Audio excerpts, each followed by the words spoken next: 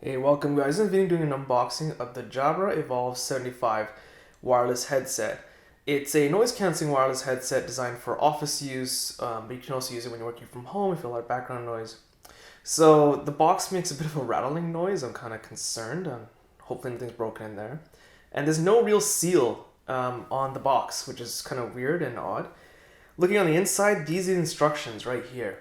Very simplified how to connect. It's actually not that difficult to start with, so but going over the documentation in here, it's just warning and information. This looks to be a quick start guide, which is kind of weird because they have quick start instructions on the inside of the box of the cardboard, as you can see. So kind of odd. Move that out of the way.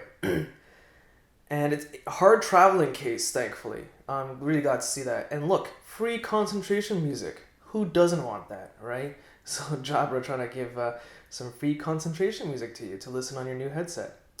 So here's the headset itself. It feels not bad. It looks like it has some good rotation. Just checking the mic. It looks like it can magnetically stay attached to the headband. It's pretty interesting. I don't know why you would need that, but hey, it's optional, I guess. Just checking the stretch of the length. Seems to be not bad. Flex seems to be decent.